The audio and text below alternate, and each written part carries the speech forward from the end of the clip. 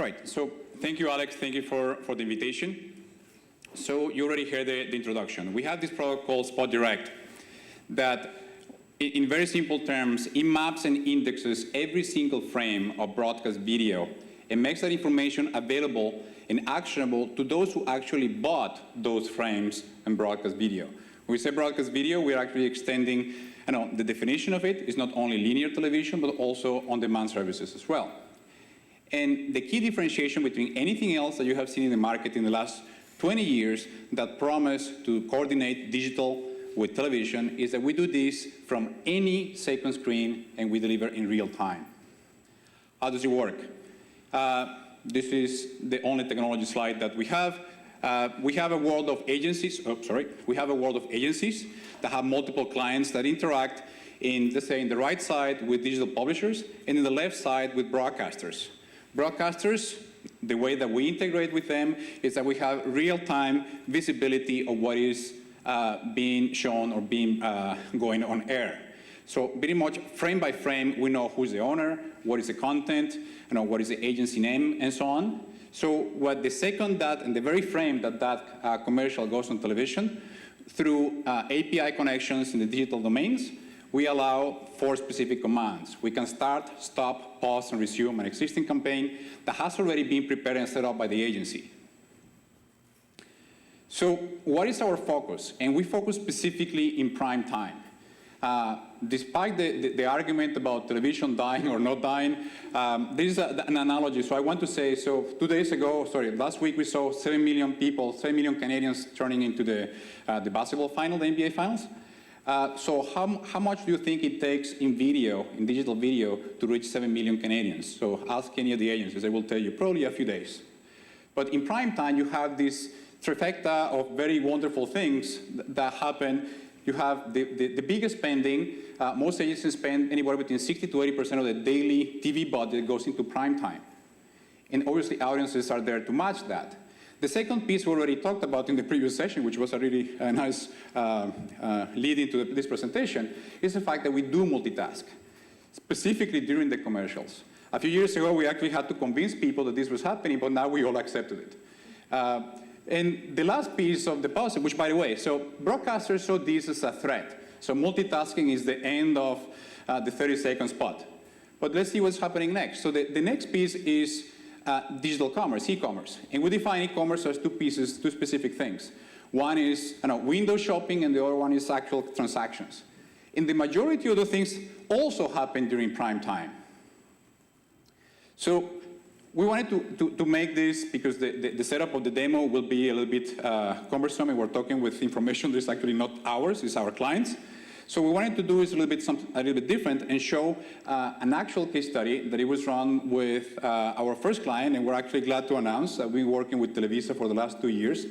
For those of you who don't know, Televisa is the biggest media company in Mexico and the biggest company in Spanish-speaking language. It's about $5.3 billion company. And we have been working for them for some time, and what we're showing here is something that they're going to market. We went to Mexico last week and trained over 100 people in sales operation and so on. So the technology from the broadcaster perspective, what we're showing here is we wanted to do an experiment and run a number of experiments and case studies, and we've done dozens of those. I want to focus on 2 for today, and the first one that we have is something that is very controversial. So we took a video campaign on Facebook. That was our control campaign.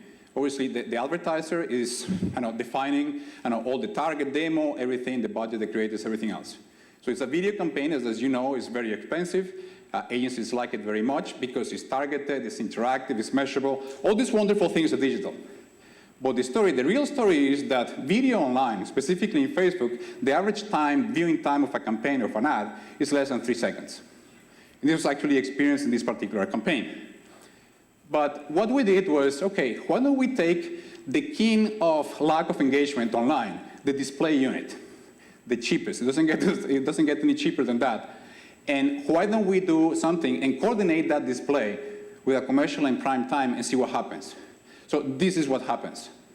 So the king of lack of engagement is actually beat video about almost 4 times. And obviously, the price of that engagement went significantly low, which has a lead into the cost of acquisition of a client. And all this without sacrificing reach. If you think of it as the three key components of a campaign from the advertiser perspective online, is obviously if you are looking for engagement, you are looking for results from that engagement, a cost associated to this, and obviously not sacrificing reach. This particular case study is actually here in Canada. So in Canada, what we show here is what we like to focus on is in this line here. So the peak of the engagement of a campaign happens during the commercial. So that's why the speed of having information from the playlist is critical. So who's the client?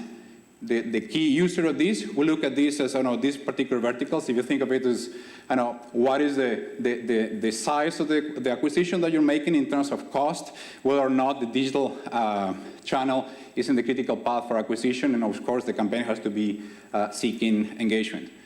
So what we see here is a significant value to be tapped from prime-time inventories when you coordinate your digital campaigns with it. The implications are good across the board, and this is a rare case that television, digital broadcasters, DSP, everybody actually agrees on the results. And what we believe is that it's not a TV versus digital argument. We have seen the bullying between the, one team and the other side. So we think that there's significant value to be combined. Just on closing, we have a shameless plug. We're seeking one agency to become a partner to launch this in Canada, as I already mentioned. This has already been launched in Mexico.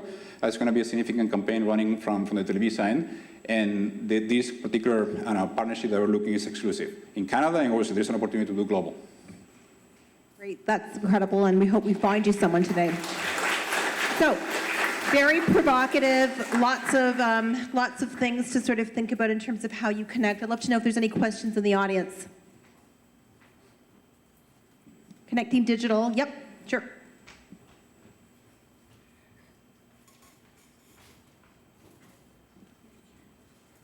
I was just curious if you could elaborate a bit, and maybe I missed it, with the frame by frame and how that ties into being able to have an integrated campaign. I just wasn't clear on the technology. So the frame by frame, the frame is the image on television. If you look at video, the video that we see in North America is generated with approximately 30 frames per second. So that's how you see the motion. In Europe, it's 25 frames per second.